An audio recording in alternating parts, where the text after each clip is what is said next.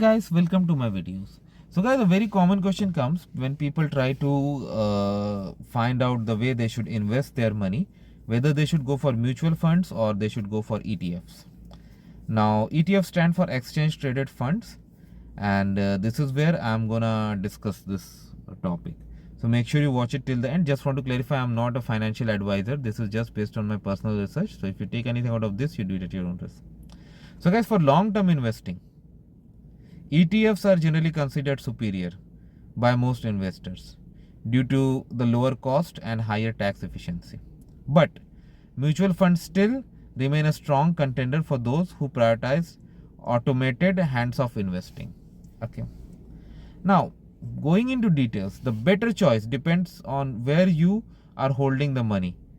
Are you holding it into your taxable account or retirement account? Okay. So if we go for the cost, MER, for ETFs it's generally lower, like often 0.05% to 0.20. For mutual fund, generally it's higher, 0.5 to 2%, and sometimes even more than that. Tax efficiency, for ETF it is higher because the structure itself avoids capital gains. For mutual fund it's lower, can trigger taxes even if you don't sell. Automation is like limited in ETF because you have to go for manual buying. Excellent in mutual fund because it's easy to set up auto contributions like SIPs, right?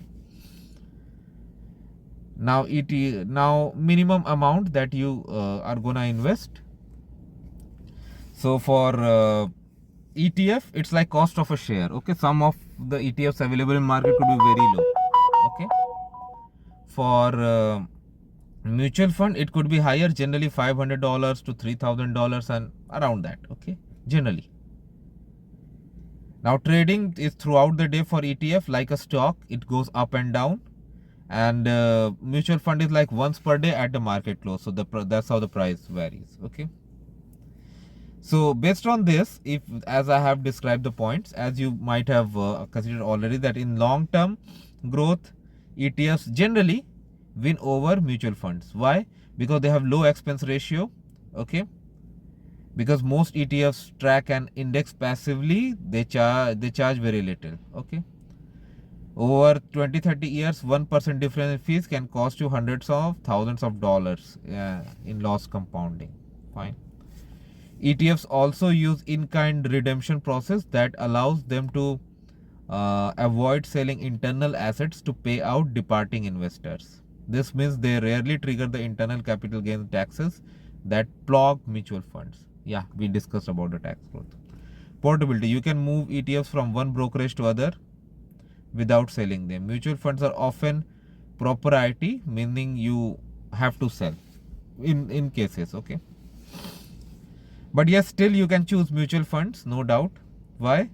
Because first of all, you can go for like SIP or pre-authorized contributions.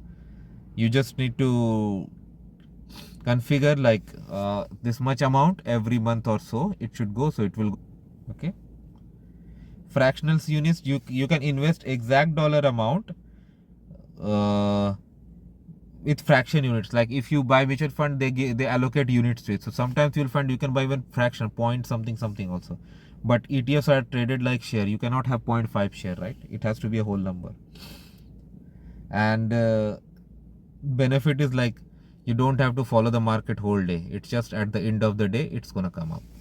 So that so this is what I want to discuss with this video, guys. Let me know if you have understood the points clearly, and please subscribe to the channel if you haven't. Thank you.